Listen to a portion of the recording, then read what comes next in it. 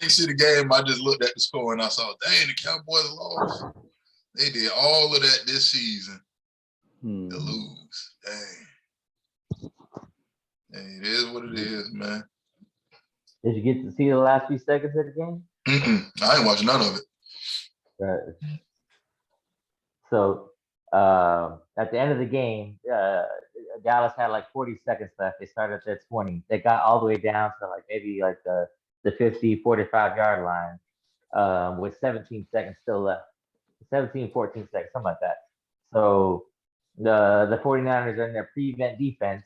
Dak Prescott, once they call height, he does a quick QB sneak right up the middle because they're not looking.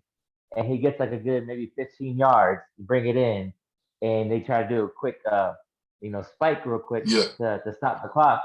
And they get set, and like there's like maybe like 4 seconds left in the game.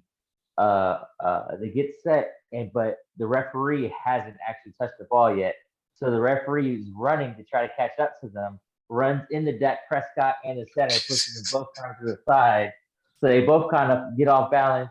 He has to grab the ball just to put it right back down on the ground. And the time they snap the ball and spike it, there's no time left. Wow. So yeah, they were at like the 35 at that point. It should have been like 3 seconds left, but yeah. Hey, Mikai, I don't feel too bad, man. I'm a Patriots fan, and you saw what happened to us last night, man. Crazy, man. We got demolished.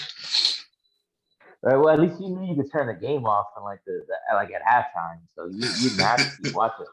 I mean, I ain't watching the game. I just saw the score. I saw we was getting demolished, and we ended up getting ran off the field. The Bills had the perfect offensive game. The first perfect offensive game in the playoffs ever. They had no punts. Was it no punts? What was it? It was something crazy. They had no punts and no interceptions, and they scored on every single drive. They scored a touchdown on every single offensive possession. Like, bruh. Yeah, if I was a Patriots fan, I wouldn't have watched either. So I don't blame you. Yeah. Yeah, man, we here right now. So we made it with a rookie quarterback, so it's only up from here. Man, but is it? Yeah, it is. It's only up from here. Next year, we maybe get to the AFC Championship game. 2-3 years after that, we win another Super Bowl. And we gotta let the rest of the NFL win a couple of Super Bowls. We can't keep winning them all, man. Like, denial is one of the first steps. You got to deny. You get to another thing. Hey, look, we gotta let. Hey, who gonna win it this year? The Cowboys out, so they ain't winning it. Who gonna win it this year, man? Well, I mean, on the AFC, it's either the Titans or the Bills that are making it in. You don't think the Chiefs gonna make it in? Nah, I don't think the Chiefs got it anymore. They about to play them lowly Steelers right now, though. Yeah, don't put the Steelers to the side. They got some playoff experience. Big Ben can't throw the ball, but somehow they have a somewhat winning record. They shouldn't even been in. The Chargers should have been in, but yeah, that's crazy. Yeah, man. Oh boy, man, I got this headache out of this world. So I took that. Remember, I told y'all, what was that? Yesterday, I think it was. I was gonna take that oregano oil. So I took the oregano oil, and my throat was hurting. I could feel my glands starting to swell up. I was getting headache and everything. So I took the oregano oil, and I felt better instantly. I gave some to my wife. Then I gave some to the kids. They was about to die. It's burning my mouth. I mean, if y'all don't take this, go drink some juice or some water or something and call it a day. Alani, the little 1-year-old, I gave her like a little tiny dab, just a little dab on her tongue. And she had her whole tongue was about to fall off about a minute. And she went back to playing on her tablet. So, oh yeah, man, that oregano oil will do it to you. Definitely will. Let me see here. if anybody didn't message me.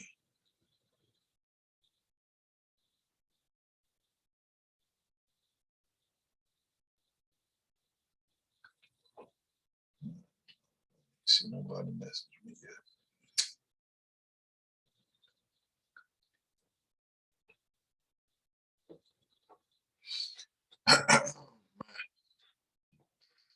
So outside of these football games, how y'all Sunday been so far?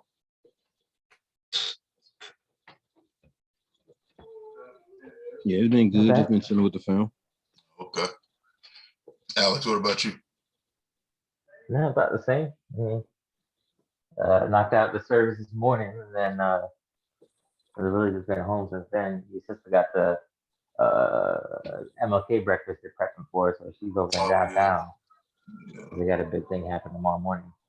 Yeah, that's right. The one last year was pretty good. At first, the keynote speaker that had he started off a little rough for me. Now other people, I'm pretty sure they loved him, but for me, he started off a little rough. But then he he pulled it together. There, I like that poem that he gave about the dead man not being able to tell his own story. Yeah, I really love that poem. I've been using that poem quite often ever since I heard it. Yeah, that was a good poem, man.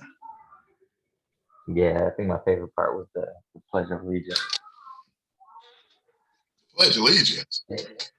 Yeah, they were nowhere near right with that. I was just like, y'all didn't have one backup plan, one person who Pledge Allegiance. Because they started off the ceremony with that. You know, they had the Boy Scouts that were supposed to show up, but with COVID, they got canceled last minute, so they didn't let the Boy Scouts go.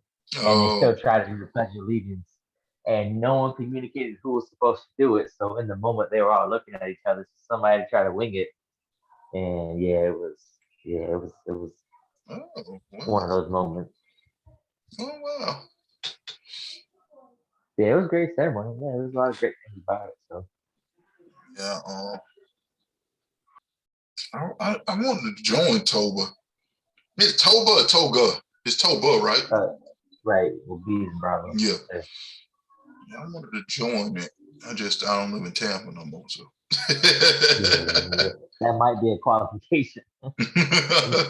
You travel kind of far just to go to a meeting.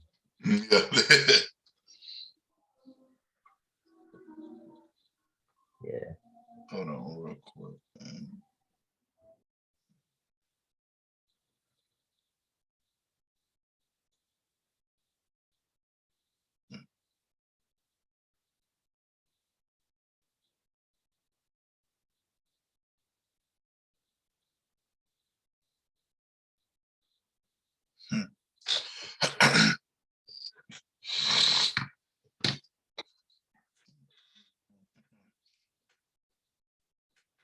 And it was, what was it? Ty had told me something.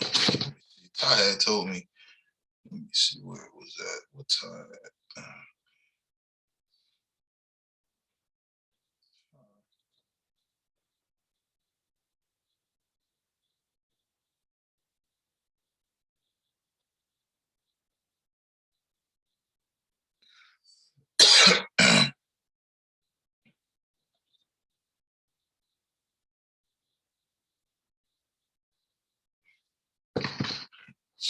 And I'm gonna,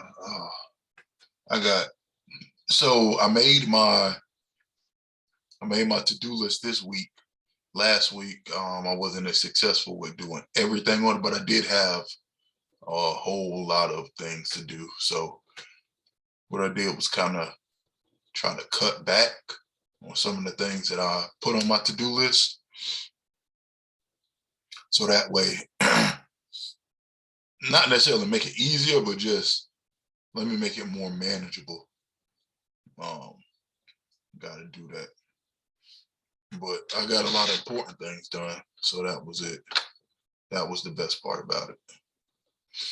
But definitely had to do that. So this week I'm being more intentional, just figuring out, hey, how I want my week to look, how I want it to go, and then how does this tie to the bigger picture. So got a few things I got to do once I get out of here. First thing is to go eat dinner, because I think I just ate breakfast today. That was it. Gotta eat some dinner. You gotta eat some lunch in between.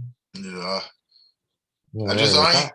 I didn't I wasn't really hungry, and then I was busy, and then it's been snowing up here. Y'all, did y'all get snow? Y'all got snow up there in Chattanooga, didn't y'all? Yeah, it was a little something up here, not much. Ain't stick. Oh yeah, we got a whole bunch. It's still sticking. My kids was outside all day running around in the snow playing. I went out there with them too. We was throwing snowballs at each other. And they had never been, like Liam saw snow last year. It snowed for like 30 minutes one day last year. And so, that wasn't much of nothing for him, but he got to see it. But then the day they actually got to play in it. So, you got two Florida kids. And then Alani, this was her first time being in it. So you got these little kids, and then the Florida kids, they don't know, they just know snow from movies. So Amira making snowballs and throwing them, and they ain't breaking. She's like, I thought it was gonna break. Like, no, kid, that's the movies. Like, you just made a big pile of ice. That's what you just made. You just threw ice cubes at us. That's what you did. So it was, and they was making little snow angels, and then, but it rained all last night. Like, it started raining, I think like 8 o'clock or something like that. And then it rained all last night, all this morning, and then it started snowing. Like this afternoon, like I think 11 or something like that. So it was really muddy prior to the snow. So when they first went outside, they slipped. And then, my house, like I stay on the hill, so my yard is really hilly and it's a high hill. So they sliding and falling down the hill in the yard, and they both fell like 6 times each. I'm like, yo, y'all need to get it together. So yeah, but they was out there all day. They had fun. So that was that. Well, yeah, that was that. What time is it? 8:14. We got one more minute, and we're gonna get things going.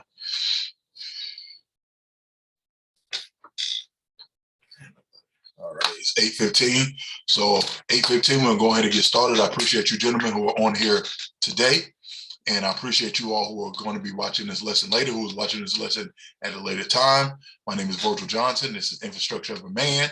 And we are on day 15 of our Setting Our Intentions seminar here. So we'll go ahead and get started. Hopefully everybody's doing well today, having a good day. It has been snowing all day here in Atlanta. So children got a chance to go outside and enjoy that. Also, it's supposed to snow again like Thursday or Friday. So that's a first snow in multiple days here in Atlanta, at least since I've been here. I don't know about before me being here, but at least since I've been here. So yeah, that was that.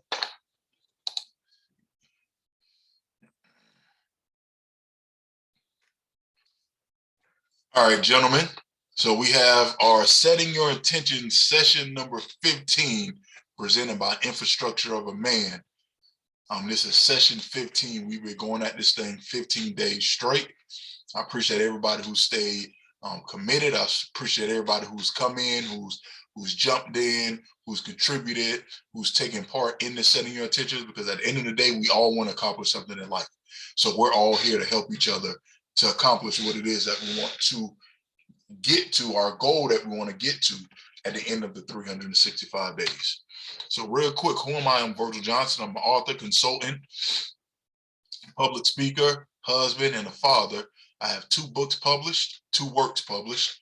One of them is a journal, Garden Bed of Life journal. The other one is a book, Making Your Enemy Your Footstool, How to Use the American System to Your Benefit as a Black Individual in America. They're both on Amazon. You can purchase both of those works on Amazon today, right now.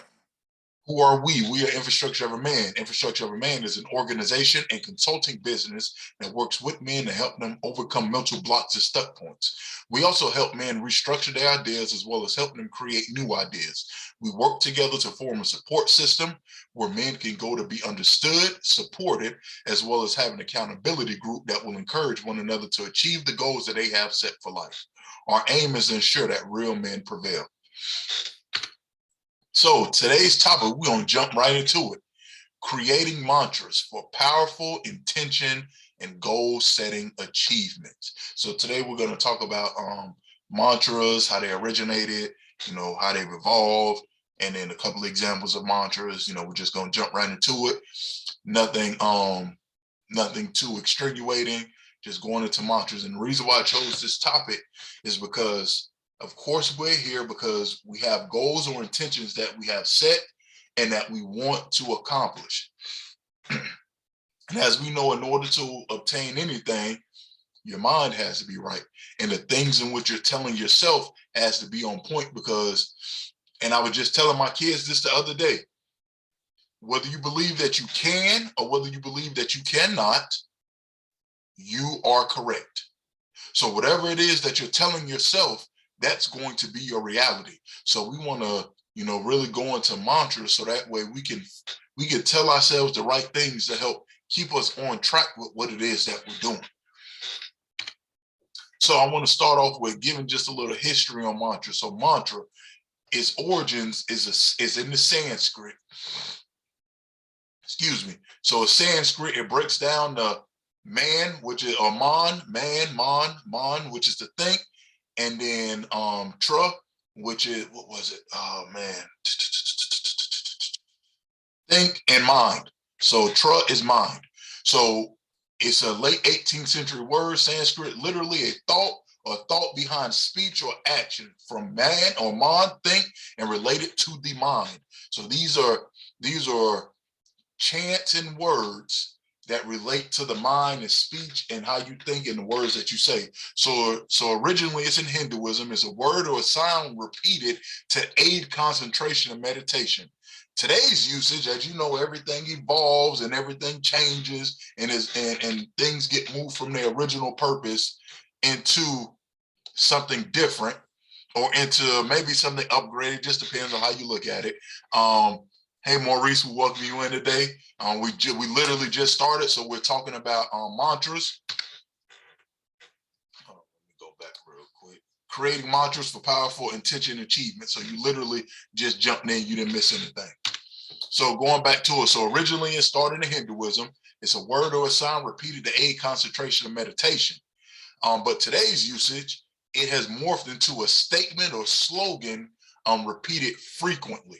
So it's basically something that you're not, it has the same concept of repeating something, but mantras originally were words or sounds in Sanskrit that you repeated for a desired result.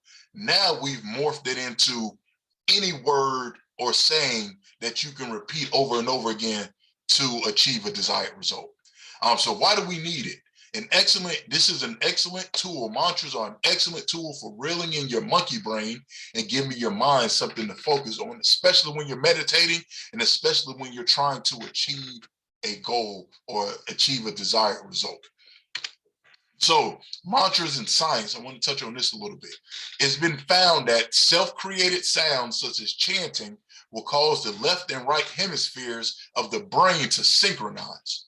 This is coming from Jonathan Goldman, who is the author of The 7 Secrets of Sound Healing.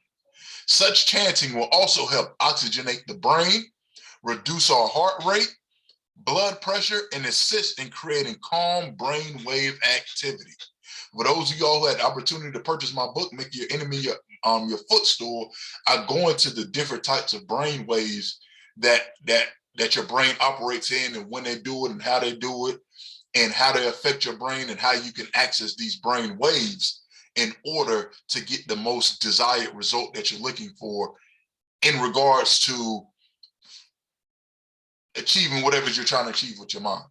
So I just put a little picture over here on the side, just showing the importance of sound waves and words. So you have a before and the after effect. So the effects of water, of immune vibration. So before, as you can see, is dark and cloudy. All the ones on the left, the before is dark, cloudy, looks disheveled and scattered.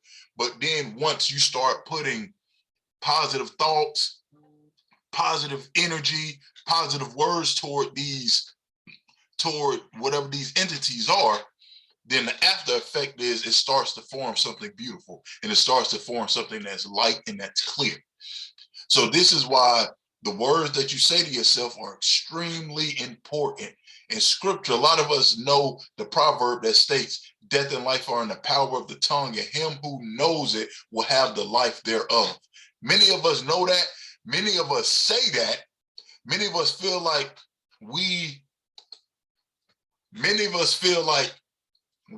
by that code of life and death being in the power of the tongue, but then we turn around and we allow our subconscious to speak death to us, or we hold death words and death thoughts and death mottos and mantras in our mind or in our subconscious, which totally goes against that. Like, it's not just the words that you speak out loud that can form life and death, it's the words that you speak inwardly as well.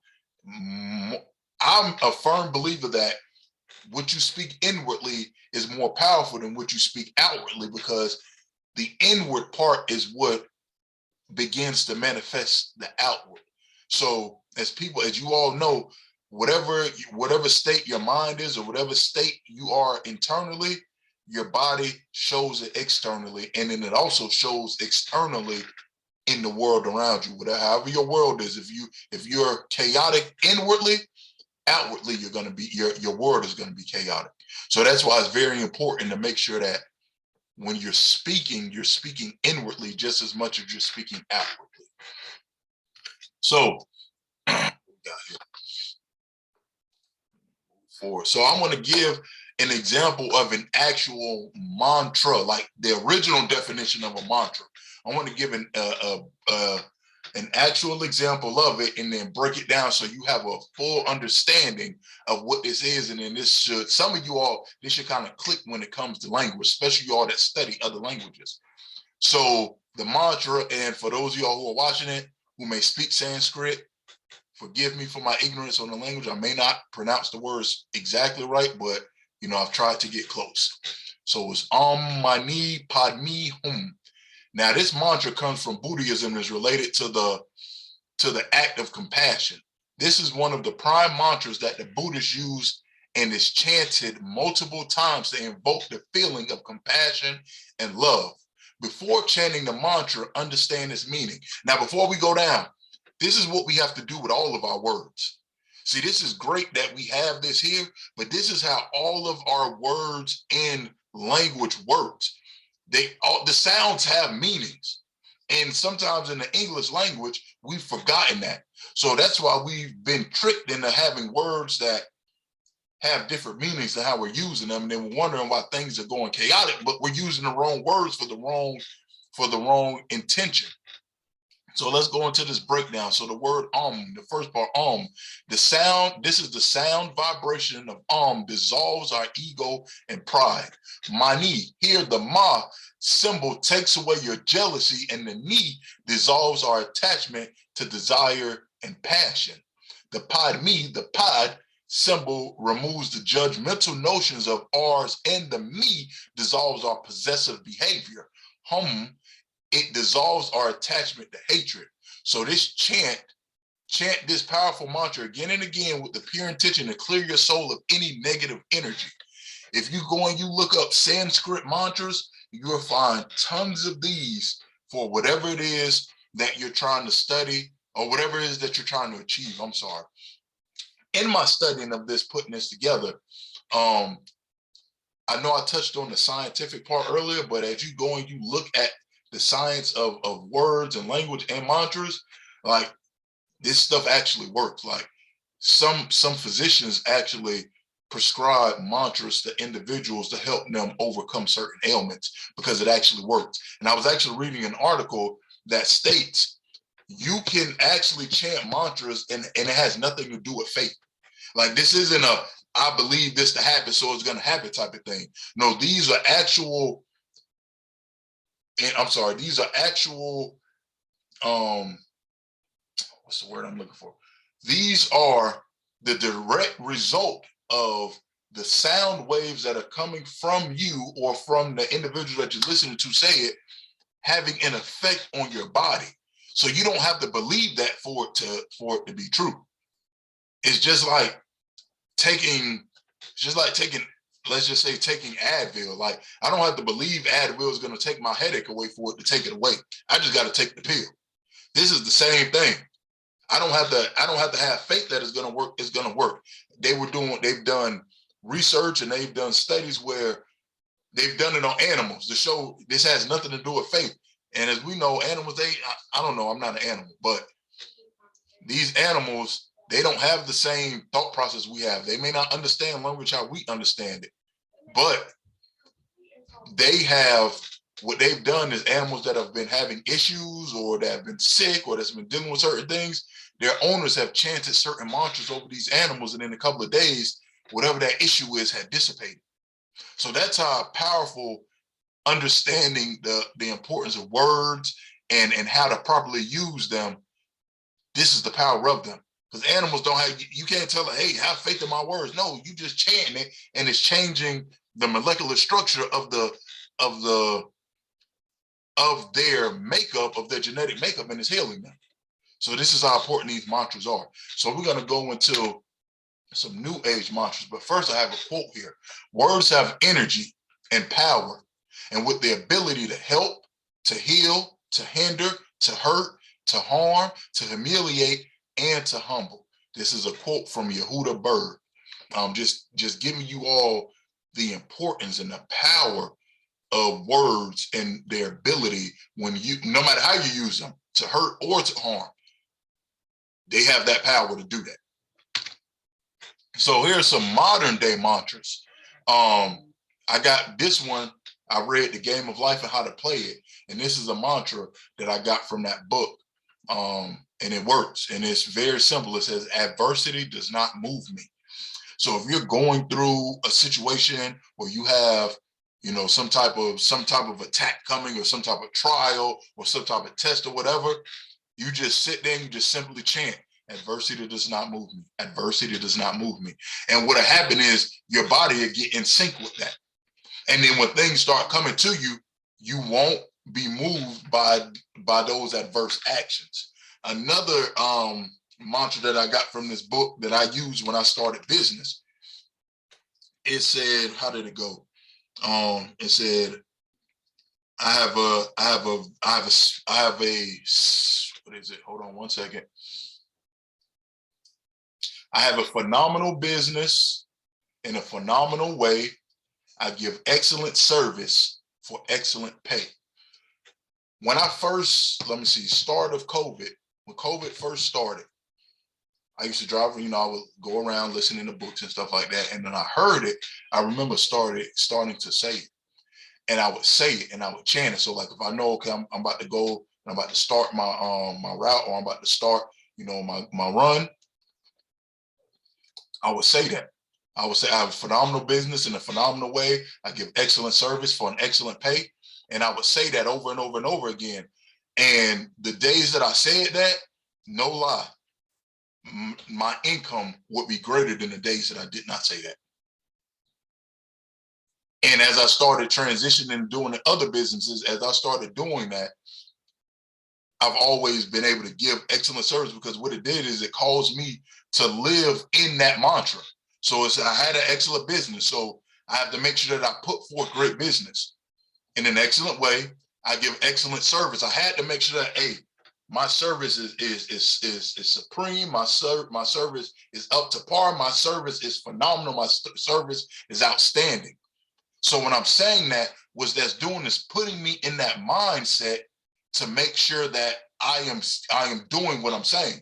So I give excellent service for an excellent pay, and then I'm putting that excellent pay out there because that's my expectation for what it is that I'm offering. So because that's my expectation and I'm speaking it, the universe has no reason but to send me back what it is that I put out there. So hey, I'm putting out this excellent service and I'm putting it out so I can receive an excellent pay, and I did.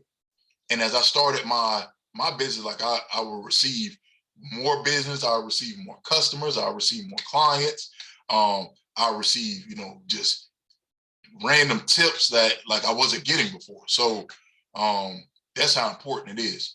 I want to go to Psalm 91, 9 and 10. It says, because I have made the Lord my dwelling place, the Most High, who is my refuge, no evil shall be allowed to befall me, no plague come near my tent. That saying that over and over again, especially if you're dealing with some type of attack or you're dealing with some type of uncertainty, you just say that over and over and over again, and that'll put you in the place of peace. That'll put you in the place of understanding that the Most High is protecting you and there's nothing that's going to come toward you, so you can operate and walk like that. Real quick, Mikaya, do you speak Arabic?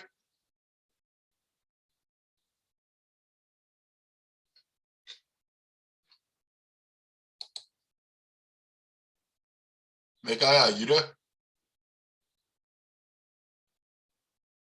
He must have stepped away. So this bottom part, this is Arabic. I'm not even gonna butcher that. I was gonna see if he spoke. Mikaya. No, I can't see it. Oh, you can't see it? Nah, I mean I can see it or whatever. Nah, I don't know what it's saying though. You right here, down here in the transliteration. You can't pronounce that. Nah, it's kind of blurry looking. I don't know. It is. Maybe on my side, I can't really. I was trying to find the charger. Let's see. All right, let's see. Yeah, I can't. Nah. Yeah, because I ain't gonna butcher it. Yeah. I ain't gonna butcher it. Azu Bikmalia. Yeah, I'm not. Yeah, I ain't gonna butcher it. Yeah, I ain't gonna butcher it. But what the mantra here states is, I seek protection in the perfect words of Allah from every evil that has been created. So you put that there and you're saying that. So whatever it is that you subscribe to, whether it be regular books, Sanskrit, Bible, Quran, whatever it is, there are mantras out there for you to go ahead and get your mind right, so that way you can stay focused in on achieving your intentions that you have set forth.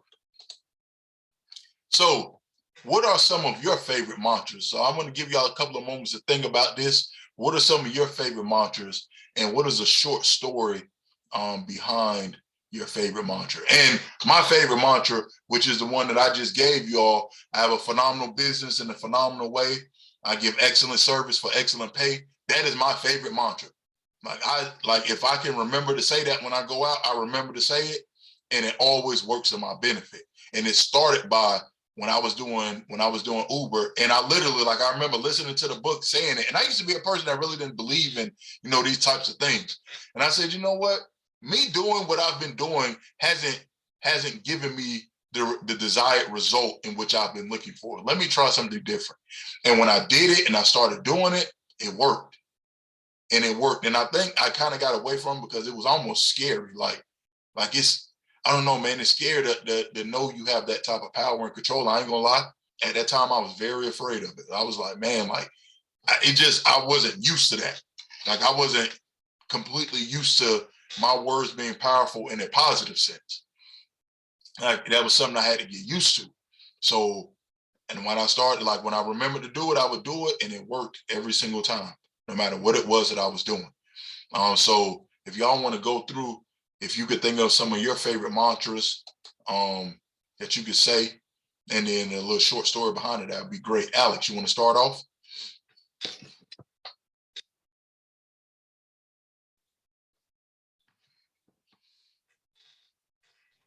Sorry, I was getting it pulled up right now. Let me go back to it on my screen. I'm on my phone. No, you good. One thing that I remember, I mean, I was in the army for 11 years, but I really sucked. Excuse my French. I was really bad at running. Running and me, we didn't get along. I did it because I had to, Yeah. and there was never a day I was like, man, I can't wait to go for this run. But I remember talking to people who, like, been doing a little bit longer as far as finding that motivation while you're doing the run.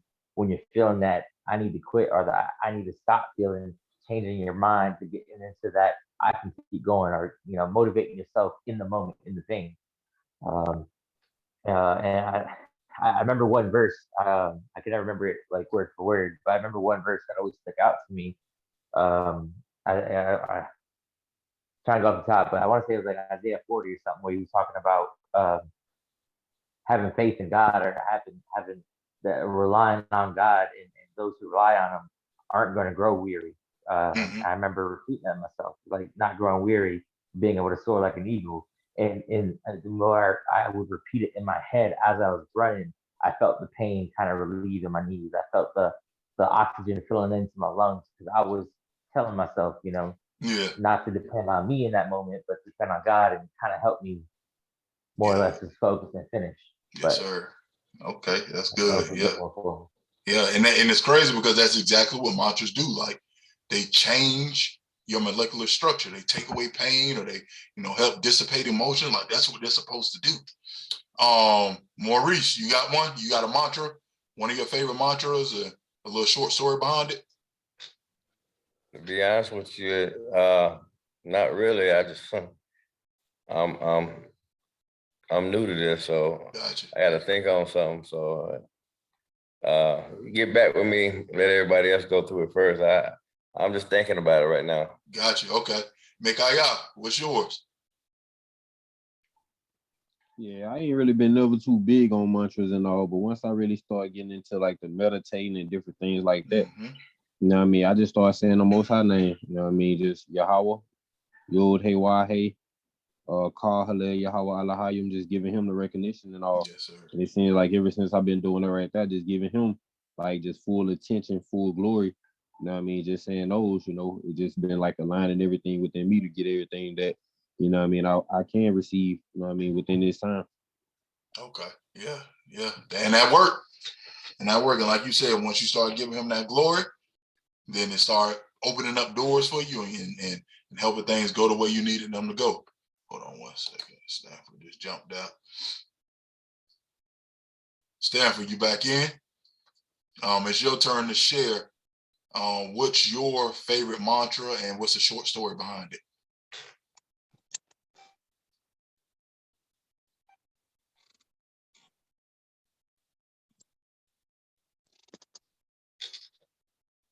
You talking to me, Virgil? Yes, sir.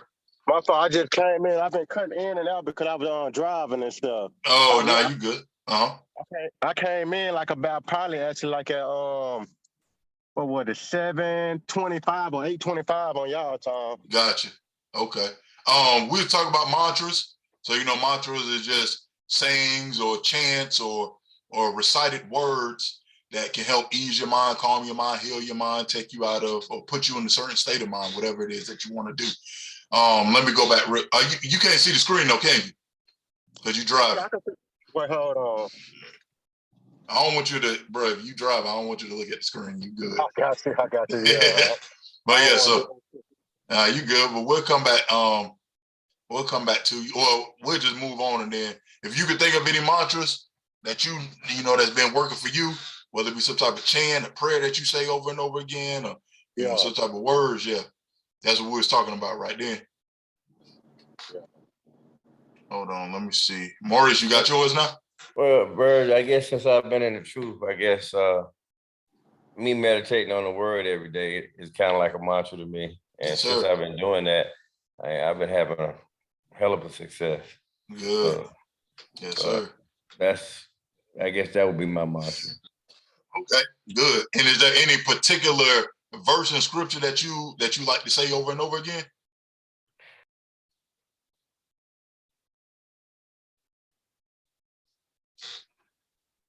But no, it's just, I guess just me praying in the morning. That's it. Gotcha. When I pray in the morning, my mind is at ease when I go to work and things kind of flow for me. Mm-hmm. Good. Mekaya, you wanted to add something? Yeah, I was just gonna say, when you said that, I was just like, yeah, my biggest one that stuck with me so far was just the Shema, Deuteronomy 6:4, which say, "Hear, O Israel, Yahweh Al-Hayim is one." So just saying that the Most High is one. So just waking up every day, just knowing that He's all powerful, that He's the one, you know what I mean, that I have to please each day. You know what I mean? So I just go before Him each day, knowing that He is one, He is all powerful, and He is who He is by Himself. You know what I mean? And that pretty much just, keeps me going. Yeah, that's good. Yep. And that's the thing. Everybody got their own, got whatever they have that keeps them pushing through. Everybody got, their words that they need to help them overcome whatever it is that they're going through. And like you said, Maurice, you waking up and you just, finding something that just calm your mind so that when you go to work, it does that same thing. And also, Mick, I don't know if you've done Salat before. I know with Sage, you done Salat before? Yeah, we did it with Sarim too. And it's like, just understanding that when you do Salat, when you make Salat, is literally like that 5-time-a-day mantra that gets you recentered back on the Most High. Like that's what it does. And that way, whatever it is that you're going through, because a lot of times we're going through a day and we'll allow a little 15-minute span to set the tone for our entire day.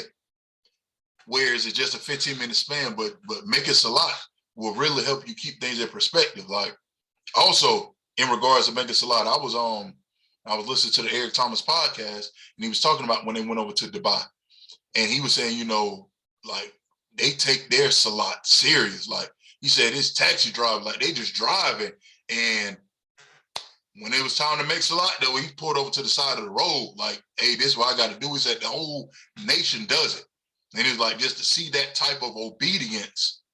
You can see why they have so much success in their country because of the obedience that they have. And that's what those mantras will do. Like it'll help keep you in line with the bigger theme or the bigger picture about what's going on. So yeah, I appreciate everybody sharing those with us. Let me see where we at. Move forward. So that was that on mantras, talking about the mantras. How to use certain mantras, what mantras are, where we could get them from, just finding what one that works for you. A lot of people do use scripture. Also, but I want to read something. And the reason why I gave what mantras originally are in its original language, which is Sanskrit, is because we have to understand, like we say we know the power of words, but words are very powerful. And I want to read this real quick. It's in the introduction of the book of Sirach. For those of y'all who are familiar with the Apocrypha, the book of Sirach or Ecclesiasticus is one of the books in the Inner Testament or the Middle Testament. And so in the introduction, what's his name? Yehoshua ben Sirach, he says this. He says, give me 1 second here. Let me find it. I had it. Talking about the power in the tongue and switching it over from a different language. Yeah. Yes, sir. Let me pull it up right here.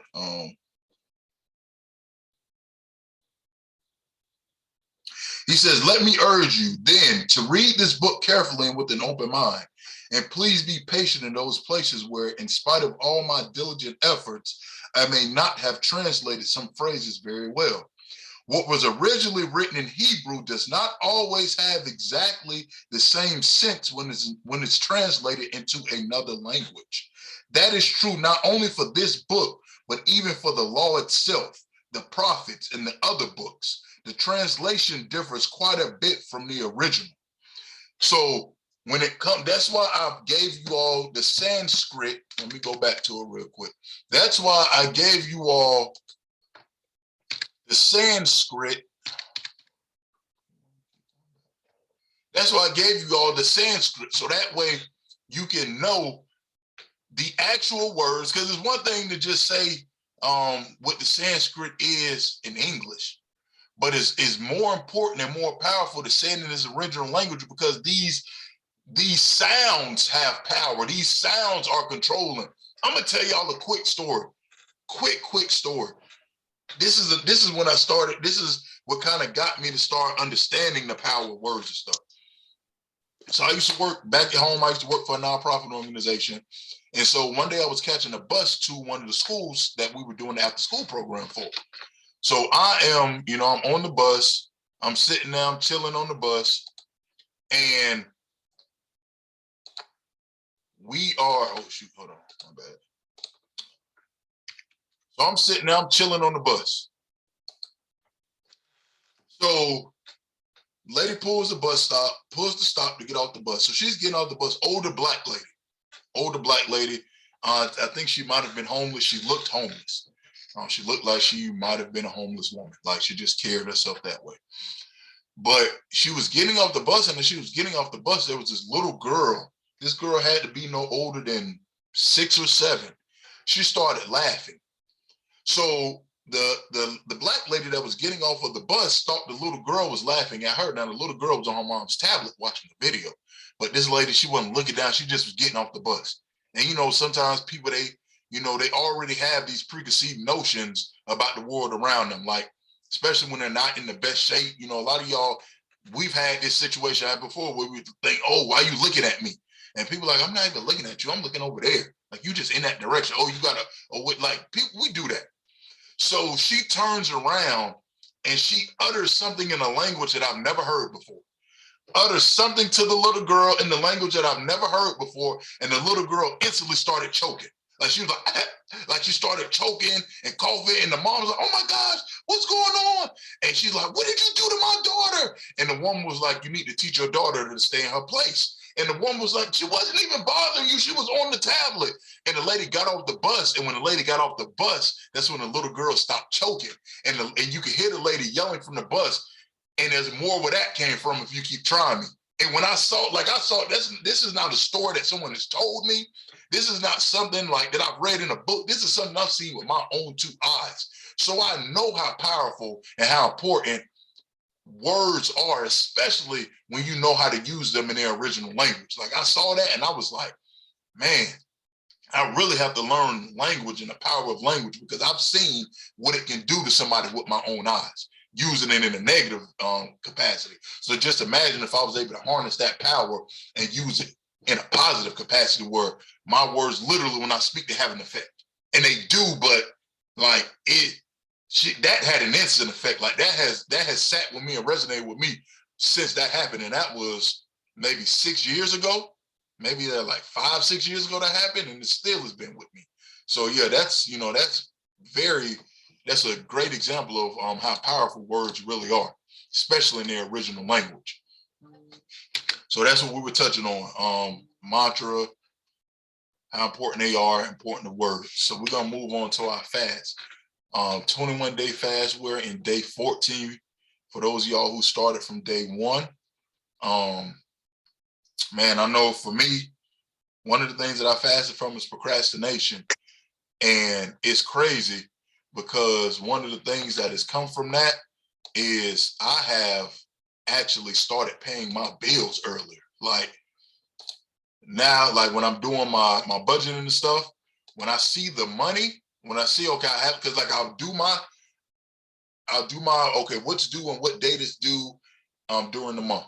And then as those dates come up, then I'll pay them. But what I used to do back in the days, and I don't even know why I used to do this, it was the craziest thing. Sometimes I would even wait till after the bill was due, like total self-sabotaging. Like, bill due, I got the money, but for that reason, I'm going to wait 2 or 3 days. I don't know why I used to do that.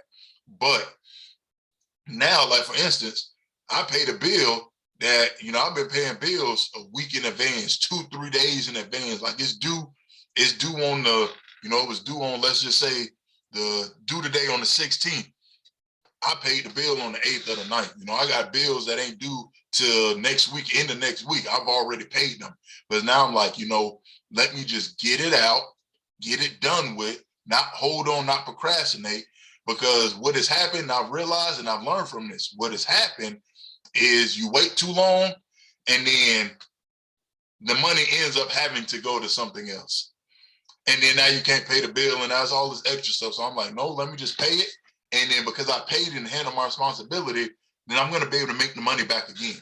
And it's been working. Like, I haven't had any issues with that. So that's something for me. Is there anybody want to share something that they've been gaining or they've gained from their fast doing it now that we're on day 14?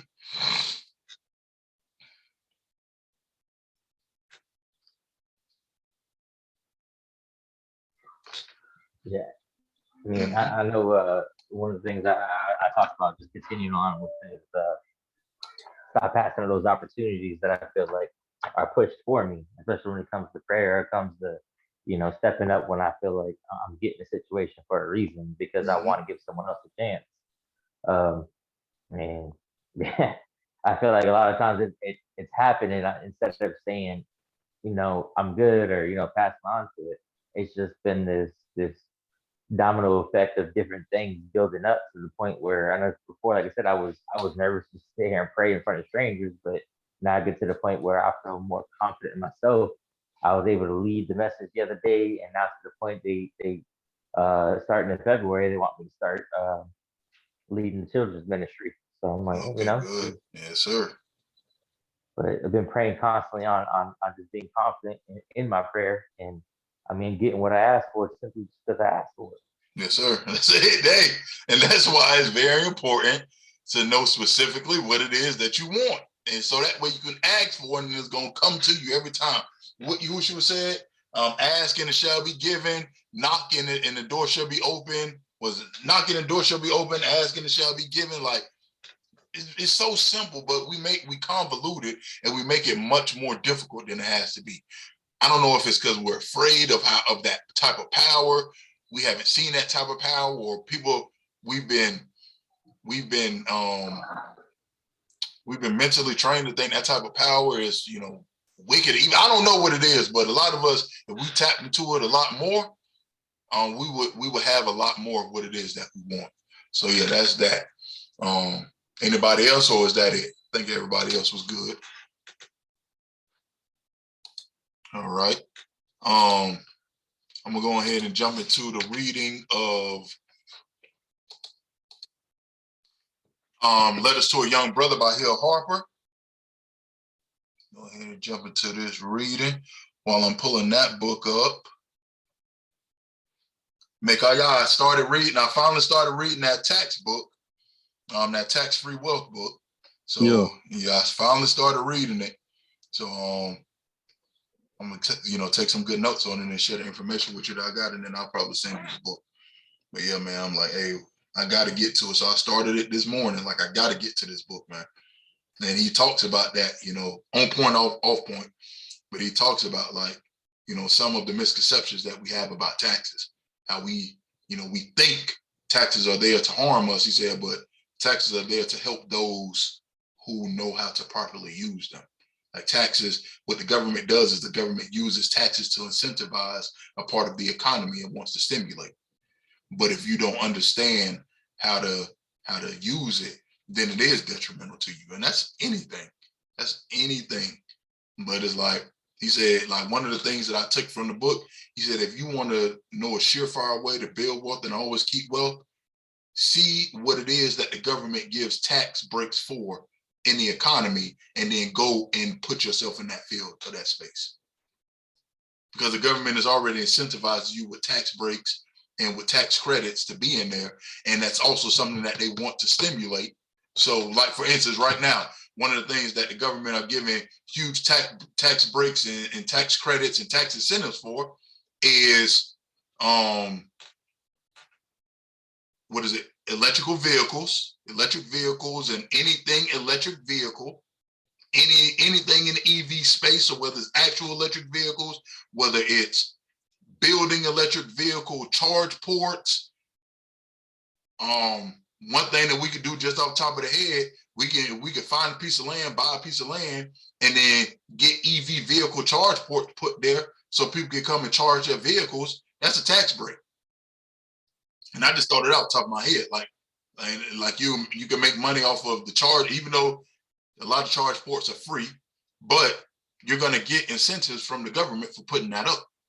Solar panels, solar power, solar energy, alternate energy. So solar energy, wind energy, water energy. These are all things that the government are incentivizing business owners, investors, and entrepreneurs. These are the things that they're incentivizing them to go invest in. So not only will you get the tax breaks, but then you'll get, of course, the money for being one of the first ones in the field, because that's what the government is trying to push, because that's what they want the economy to go toward. So yeah, when he put that, as like, it changes the whole thought process of how to use taxes to your benefit. But that's all. That's a different topic for a different time. So I'm gonna start here. We're on letter 8, titled "Finding Your Swagger." Quote from Andre 3000. Cool is not just one type of cool. Cool is confidence in knowing some people can be what they call nerds, and they're cool because they know what they are, and that makes them cool. And somebody aspires to be like them because they're fine with it. It's confidence. Man, that's a very powerful quote. Just knowing who you are. And I talked about that. Those of y'all who were on the call yesterday, when I did the 7 pillars of infrastructure of a man, one of the pillars was possess inner peace.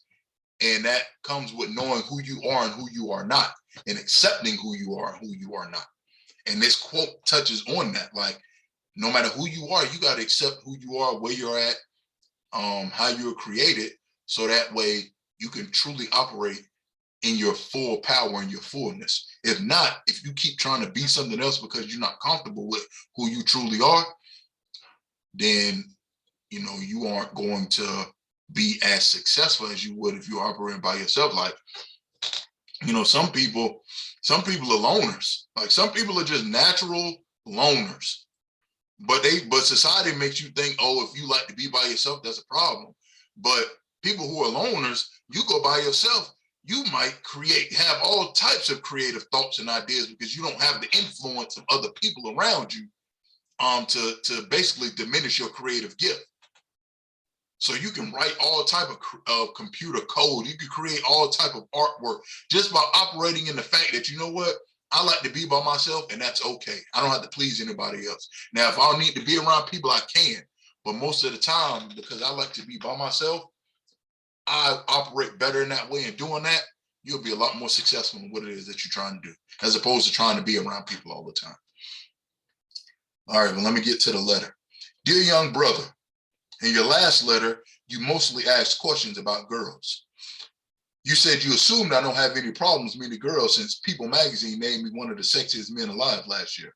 Don't be fooled. You and I are in the same boat when it comes to girls. Whether you're in the magazine or not, it's not easy to meet and connect with girls.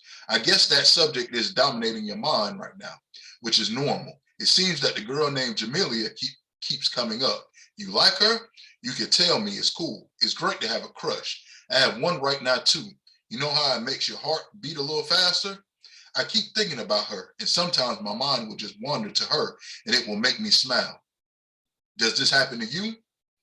I'm in Miami getting ready to go on the MTV Music Video Awards tonight. It's going to be mad fun, and better yet, the girl I have a crush on is down here too. So you ended your letter asking, how do I get girls? That's a very good question, and I'm going to answer it right now. Listen closely. The key to getting girls is simply find your swagger. You ever notice how the greatest men seem to have a confident swagger? Think about Muhammad Ali, Michael Jordan, Jay-Z, Tiger Woods, or even Donald Trump. Their swagger comes from them living their truth. Now, what do I mean by living their truth? Living your truth means behaving as the most truthful representation of who you are. If you are completely yourself, you will exhibit your own unique swagger. You will reveal your own style or mojo. It will not copy anybody else's style. It's like a rap flow. 50 and Most Def are both rappers from New York, but their sounds is completely different. Then you have East Coast, West Coast, and rappers from the Dirty, but they all are unique and have their own individual flow. You see what I'm saying? When you are truly yourself, that means you are living fearlessly. And a truly fearless man is very attractive to girls. Now, I'm not talking about false bravado or false confidence, like the dudes who run around saying, I don't give a F. That's not true. That's them trying to convince you and themselves that they're true. But they're really just lying. Like the peacock that pokes out his chest at a predator, hoping that the plumes of feathers will make him seem tougher than he really is. Any girl worth dating can see through that false bravado and is attracted to a man who is living his truth. Why is living your truth so effective in helping you get girls? Well, your truth is a completely unique and special representation of you in this world, and girls are attracted to that. Your truth is different from any other person's truth. That's why it's so amazing to be human. We all want something special and unique. The ability to be yourself, to stay in the game, and to work smart makes you a success. Nothing is more attractive to a woman than a man who is in his real self. What girl wouldn't rather have an original Prada purse than a knockoff? Women love originals. Check out Lenny Kravitz or David Beckham. They are girl magnets, and they are truly original. Be your authentic self first and foremost. Some girls might be caught up in the glare of a guy with bling bling, but that's a smoke screen, and over time it fades. Your job is to be a real diamond that becomes brighter and more valuable over time. Women love originals. Girls are attracted to true confidence. Your true sense of self is represented by strong humility, kindness, and the desire to do the right thing, but at the very same time having the spirit of a warrior. And what I mean by spirit of a warrior is a man who takes action with the level of energy that matches that of a warrior going to battle. This level of energy is represented by people who are truly active and passionate in the actions they take, like Lance Armstrong riding in the Tour de France, or how the best teacher in your school teaches her class. The spirit of a warrior is the opposite of the peacock poking out his chest and showing his feathers. When you combine honesty, kindness, and humility with the warrior spirit, some people call that being a peaceful warrior. Take it from me, young brother, peaceful warriors get girls. The crazy part about living like a peaceful warrior is that I don't live that way to get girls. It's just an extra added bonus. I think the reason I have had the pleasure of dating some of the most beautiful, successful, and intelligent women in the world is because I live with passion in my heart and compassion in my spirit. I live that way because it's the true reflection of who I am. The only great benefit of living my truth and having the swagger that comes with the truth is that a lot of girls are attracted to me simply because I'm being my authentic self. You can live your dynamic, passionate, creative, peaceful warrior truth as well. When you live your truth, you can't help but have a humble swagger. Call that girl Jamelia. Introduce yourself in a peaceful warrior style, in the style of a guy who is energetically living from his truth. Ask her out to a mall or somewhere fun in a very humble and confident way. First, take a few deep breaths, center yourself, and remember you are happy and you are authentic. Be yourself, the self that has no substitute. All right, man, do it. Okay, I've got to run to the VMAs. Let me know how it turns out with Jamelia. Much love and blessings. Your peaceful friend, your peaceful warrior friend, Hill. All right. Here's a letter with a question. Hill, are women only interested in men with hot cars, money, and muscle? Women care, this is a response. Women care about much more than just external things. A woman wants a man who will treat her with respect and wants to do fun things with her and make her laugh. Case in point, one of my cars is a Toyota Prius, one of the slowest cars on the road, and I'm only 160 pounds soaking wet, and still I get a lot of girls. A good joke, kindness, and a giving spirit will go a lot further than muscles, money, and hot cars. And remember, the brain is a muscle too. But I definitely don't want you to just take my word on this one. So I forwarded your question to my friend, Sanaa Latham. I have known Sanaa for over 10 years, long before either of us had starred in movies. And she is one of the most intelligent, beautiful, and talented women I know. She got a graduate degree from Yale University and then broke out when she started in Love and Basketball. Did you see it? She has since starred in a movie I know you saw, AVP, Alien vs. Predators. I didn't tell her what I wrote to you, and look how similar to my answer her reply to your question is. Sanaa wrote, absolutely not. All I want to know is, can I talk to him? Is he really interested in getting to know how my mind works? Does he truly listen when we talk? Do we have fun? Do we laugh? And ultimately, how do I feel when we're together? Be careful of wearing too much bling because it might outshine your better qualities. Love, Sanaa. Hill, this is the next letter. Hill, what's wrong with seeing more than one girl? This is his response. Hey man, the issue here is honesty versus deception. If you are clear and straight with each girl and not deceiving anyone, there is nothing wrong with dating more than one person. Unfortunately, a lot of dudes are not always honest. Many guys I know try to justify the deception by saying they have to lie. That's BS. Just know going into the prevailing social pattern in our culture is a one-on-one relationship. Many girls may not be down for you seeing others. So if you are dating more than one girl and you say to each that she is the only one you're seeing, that is very wrong because it's dishonest. It's a lie. So it doesn't matter if you choose to date more than one woman or just one. What matters is that you be honest with everyone that you date all the time. And that's the end of that letter. So the next letter we have here is letter 9. The title of it is Sex Matters. Love does not begin and end with the way we seem to think it does. Love is a battle. Love is a war. Love is a growing up by James Baldwin. Quote by James Baldwin. So that's letter 9. Letter 8. Anybody got anything they want to, anything that intrigued them about letter 8? Anything that resonated with them? Anything that, you were like, dang, I wish I had heard that when I was, 14, 15, 16?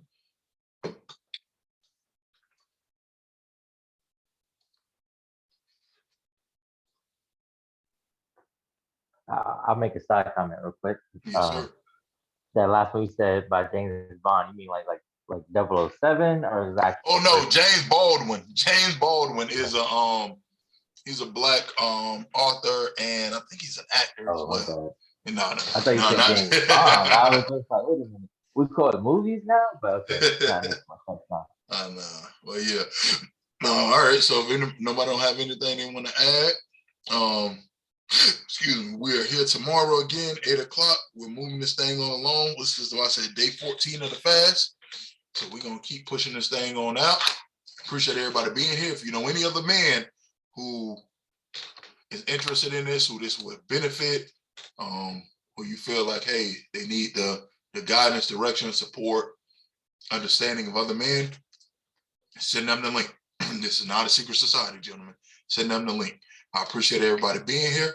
You all have a beautiful rest of your Sunday. If you're gonna go watch some more football, do that.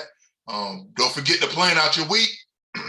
It's Sunday, tomorrow Martin Luther King Day, but plan out your week.